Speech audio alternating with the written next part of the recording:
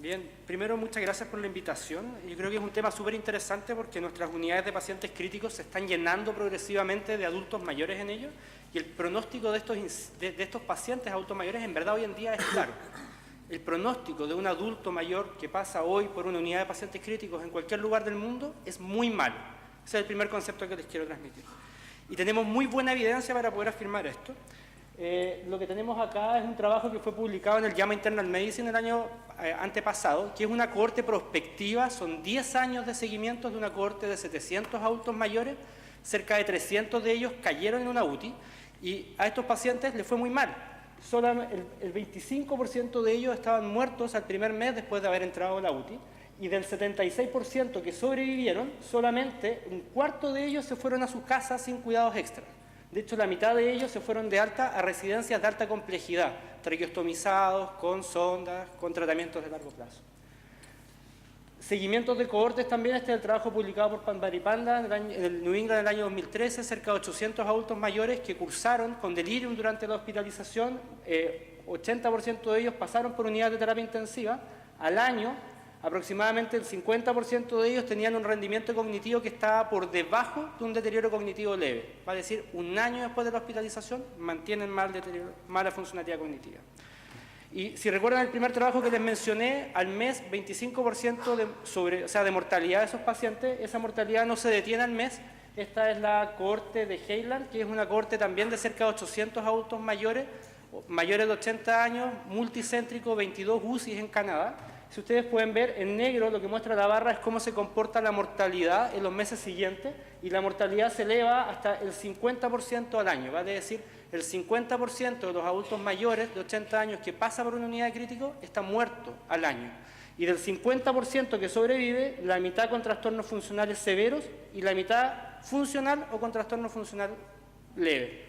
¿Qué significa esto? Que nuestros adultos mayores que pasan por una UTI se describen como esta pirámide, donde uno tiene una gran masa de adultos mayores críticos, algunos de ellos entran a la UTI, unos pocos sobreviven a la UTI, algunos de ellos sobreviven al hospital, muchos de los que sobreviven al hospital se mueren y en ese punto pequeño quedan aquellos adultos mayores que sobreviven funcionales después de una unidad de cuidados intensivos, lo que evidentemente es muy malo. ¿Cuál es la trampa de estos datos? Que los adultos mayores constituyen una población muy heterogénea, de tal manera que cuando ustedes lean cualquier cosa en la literatura que les diga esto es la verdad de los adultos mayores, eso tiene una trampa porque los adultos mayores son muy distintos.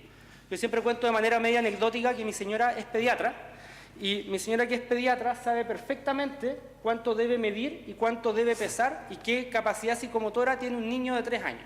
Eso está escrito en las guías, todo lo aprendemos en la escuela de medicina. Sin embargo, les invito a hacer el mismo ejercicio con un adulto mayor de 78 años.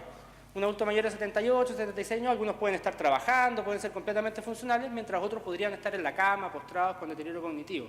La población adulto mayor es completamente heterogénea, de tal manera que asumir que todos estos datos se comportan de manera similar en todos los adultos mayores es un error. Y eso se refleja en uno de los estudios, que es el mismo que les mostré inicialmente, el estudio prospectivo de Ferrante, esta gran cohorte de 700 pacientes seguidos en el tiempo, donde se demuestra que no todos los pacientes se comportan después de la UTI igual, y que el principal factor determinante de esto era su funcionalidad previa. De hecho, cuando uno ve cuáles son los factores que correlacionan con su pronóstico después de haber pasado por una unidad de terapia intensiva, es súper interesante que la edad del paciente no predice ni la mortalidad a los 30 días ni la mortalidad al año. De hecho, los factores que determinaron si el paciente iba a estar vivo o no iba a estar vivo, primero era la severidad, determinada por la presencia de shock o requerir ventilación mecánica, o la funcionalidad previa, que fue un gran predictor de sobrevida al año. De tal manera que la funcionalidad previa es un determinante fundamental para entender cómo le va a ir a nuestro paciente después de pasar por una unidad crítica. ¿Cuál es el problema? Que eso es un antecedente. Cuando uno está de turno y recibe un adulto mayor, el que tenga mala o buena funcionalidad es algo que ya ocurrió en el fondo, ya es algo con lo cual yo no puedo trabajar. ¿Tiene algún rol invertir en manejar la funcionalidad de ese paciente y tratar de recuperar la funcionalidad de ese paciente, dado que ya pasó por la UTI? Y la respuesta es sí.